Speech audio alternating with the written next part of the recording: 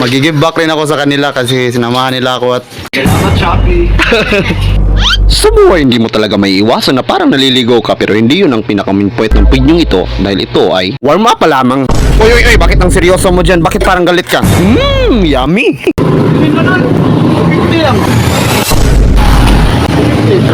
Patay ang mahal, nakko! Hindi, joke. Binibigyan na namin ito doon. Ay, salamat. Thank you. Dul! Maraming sobra. Ano kayang gawin natin dito? Binta natin?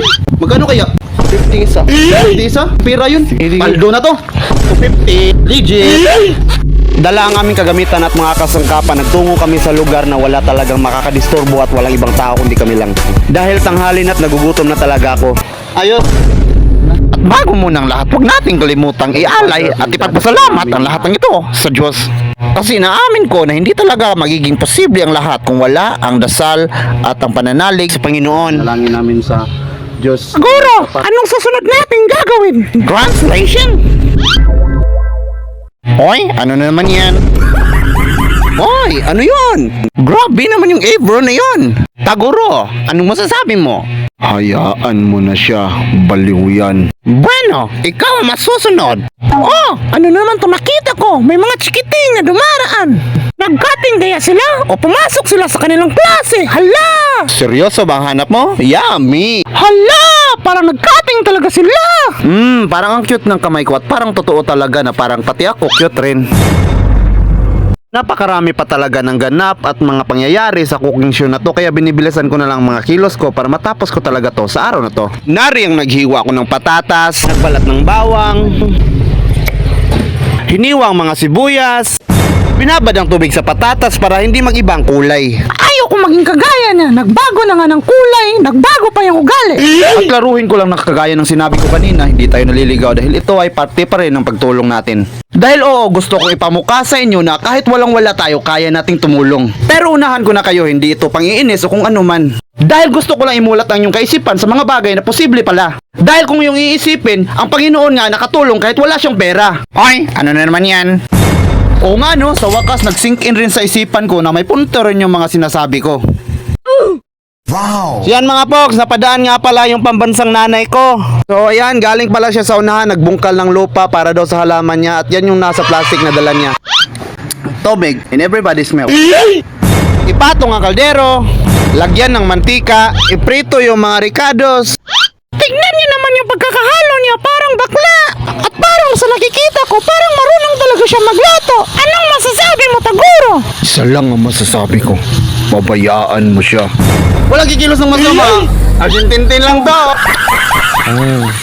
Argentintin. Everybody's Argentintin. Lutuan mo ng may pagmamahal. Magic sarap. Yan, wala talaga akong masabi sa pagkakasugay niya dito para lang talaga siyang naglulugaw at hindi ko alam kung expert ba talaga tong taong ito. Basta ang alam ko talaga parang uy, napakabilis nun nasa pack-lunch na kaagad. Yummy. Tagoro Brothers, ano namang masasabi nyo dito? Isa lang ang masasabi ko dito. Nagugutom na ako, naglalaway na talaga ako. Magmadali ka na, GL Mines. Mananawagan nga pala ako. Anong masasabi mo doon? Argentin. Baka naman. So yun pala mga folks, yung kasama ko sa pagbablog at sinamahan niya ako sa content na ito at napakasaya ng content na ito dahil nakikita ko talagang kanyang suporta. So suportahan nyo rin siya. So meron siyang YouTube channel at Facebook page na doon nilapag ko na. At ito rin pala mga folks, yung kapitbahay namin na tinulungan din ako sa content na ito. At yan, ihatid niya muna yung anak niya bago siya bumalik dito para tulungan kami ulit. Yummy! Grabe, invite mo naman kami, tapos ka na pala dyan! Pinakamagandang lalagyan, pinakamalaking plato, magandang lalagyan. So dito magbubusog tayo mga pogs. Tara, kain tayo. Ano tawag dyan? Argentintin with fried rice. Ito yung pinaka-special kasi may plato na, may ulam pa. At nang matapos na kami, ito yung ganap. Salamat, Argentin. Dul, maraming sobra. Ano kayang gawin natin dito? Binta natin? Magkano kaya? 250 isa. 250. Gi, legit, maraming pera yun. Sige. Paldo na to. 250. Legit. 250 lang. 250. Hindi, joke. joke. Binibigyan na namin tulol. Ay, salamat. Thank you. Para magkarinigan tayo mga pogs, ibo-voice over ko na lang ito dahil nilapitan ko rin si tatay at inalok ko sa kanya na ibenta ito, pero joke lang talaga yung pagbibenta namin at binibigay lang talaga namin ito. Alam ko naman mga pogs na mapapansin nyo talaga na parang tumatanggi talaga sila pagkalapit ko talaga sa kanila at pag-alok ko nitong mga pagkain na to. Kasi binibiro ko nga sila na binibenta ko, pero hindi ko talaga ito binibenta, binibigay ko lang talaga. At klaruhin ko lang mga pogs na itong mga ginagawa ko ay kaya nyo rin gawin dahil alam nyo bang hindi ako mayaman o wala akong sapat na pera para talaga matulungan yung lahat ng tao, pero ginagawa ko pa rin ito dahil alam ko makakabuti ito sa kanila at sa mga taong nasa paligid natin. Dahil ako ay naniniwala na kapag nagtutulungan talaga ang lahat ay magiging payapa talaga ang mundo at ang Pilipinas. Mapapansin nyo naman dito na may tinuturo ako at yun yung nagtitinda ng chicharon na plano kong lapitan at bigyan itong pagkain na dala namin dahil alam kong napakahirap yung mga trabaho nila at napakainit pa, kaya alam kong nagugutom rin sila. At alam na alam ko ang kalagayan nila kasi maging ako nagtitinda lang din ako ng balot sa gabi. At hindi talaga madali ang pagtitinda kasi nariyan yung pinagbibiro ka lang talaga na akala mo bibili sila tapos hindi pala, tatawagin ka lang pala tapos hindi sila bibili. Siguro ganun talaga, may iba na paglalaruan ka lang talaga na parang si Crush, joke. 50 isa pero binibigay namin. Tatlo na lang. At dahil tatlo na lang itong natitira, pumunta ako sa dulo nitong kalsada para ialok at ibigay ito sa mga nangangailangan talaga. Si Kuya, napakasipag, nagbibenta siya ng tubig. So, tatlo to, bigay natin sa kanya yung isa.